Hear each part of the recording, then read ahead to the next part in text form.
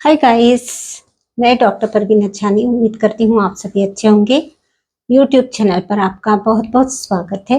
आज हम किसी मेडिसिन की बात नहीं करेंगे, किसी बीमारी की बात नहीं करेंगे। आज हम जनरल टॉपिक पर बात करेंगे।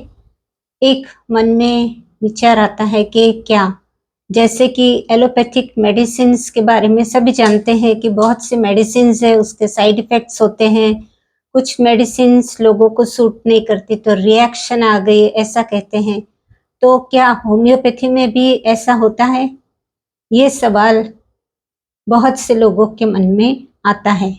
और दूसरी बात यह है कि बहुत से लोग कहते हैं कि होम्योपैथिक की जो ट्रीटमेंट होती है वो बहुत लंबी होती है और बहुत देर लगती है रिकवर होने में। तो ये दो सवाल ऐसे हैं जिनका जवाब जानना ज़रूरी है। तो आइए आज मैं इस पर थोड़ी सी बात करूंगी। सबसे पहले तो मेडिसिन की बात करते हैं कि मेडिसिन का कोई रिएक्शन या साइड इफ़ेक्ट्स जैसी कोई बात होती है क्या?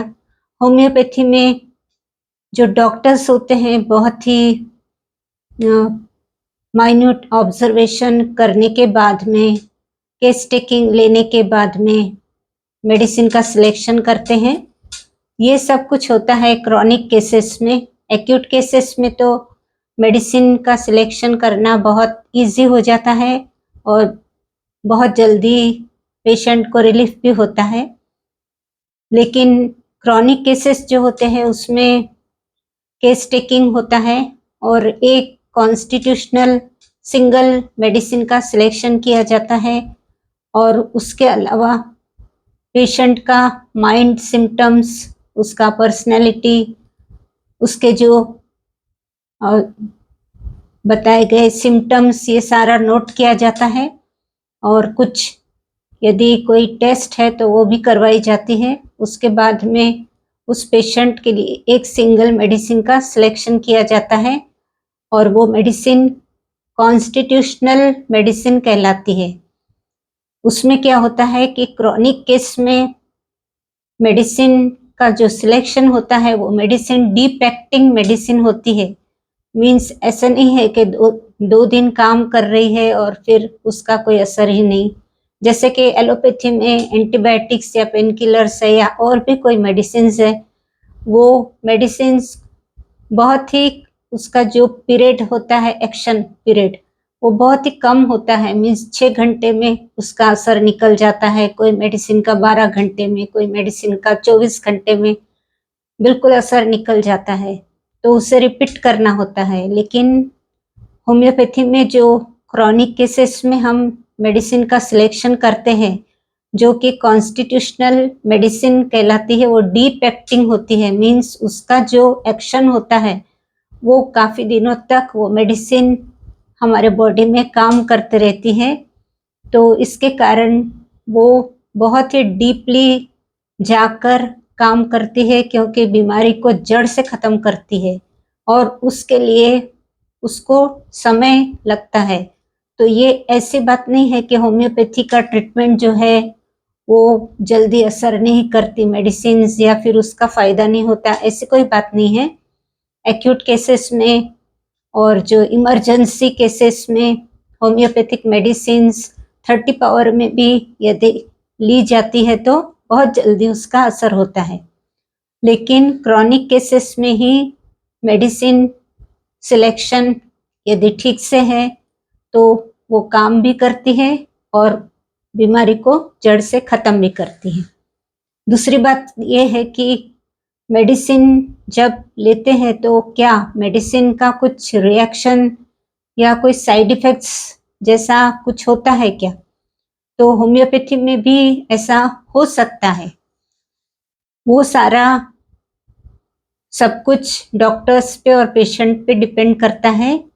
पेशेंट किस तरह मेडिसिन लेता है, डॉक्टर किस तरह मेडिसिन देता है।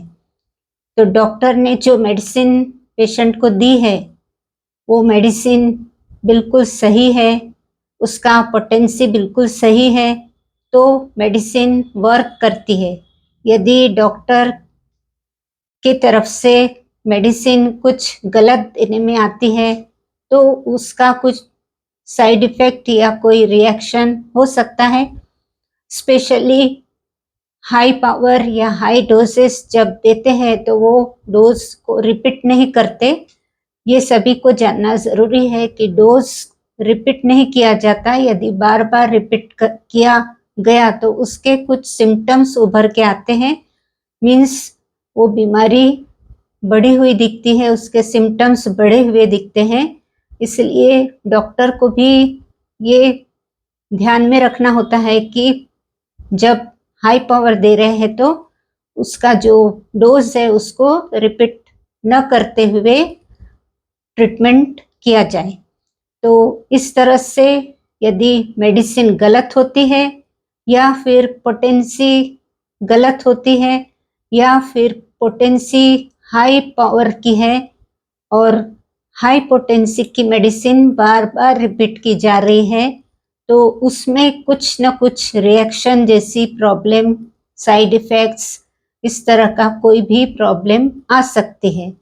तो ये छोटी सी जानकारी थी जो कि मुझे ऐसा लगा कि आपको बताना चाहिए। तो इसमें होम्योपैथी में भी बहुत ही केयरफुली मेडिसिन का सिलेक्शन करना होता है और पोटेंसी का बहुत अधिक ध्यान रखना होता है क्योंकि 30 पोटेंसी सबसे ज़्यादा सेफ है और यदि 200 लेना है तो भी थोड़ा सा डॉक्टर से कंसल्ट करके लेना हो तो अच्छा रहता है। उसके बाद में 1M या फिर 10M पोटेंसी की जो मेडिसिन होती है उसे तो सेल्फ मेडिकेशन करके नहीं लेना चाहिए। डॉक्टर से कंसल्ट करके उससे पूछकर ही मेडिसिन के डोज लेना चाहिए और रिपीट करना चाहिए। तो ये जानकारी आपको कैसे लगी, उम्मीद करती हूँ आपको इससे कुछ ना कुछ फ़ायदा पहुँचेगा, कुछ नॉलेज मिलेगा। तो वीडियो को शेयर कीजिए, लाइक कीजिए, कमेंट कीजिए। चैनल पर नए हैं तो चैनल को भी सब्सक्राइब कर लीजिए। तो मिलते हैं फिर मेरे अगले वीडियो के साथ में। तब तक के लिए आप ध्यान रखिए अपना और अपनों का भी। धन्यवाद।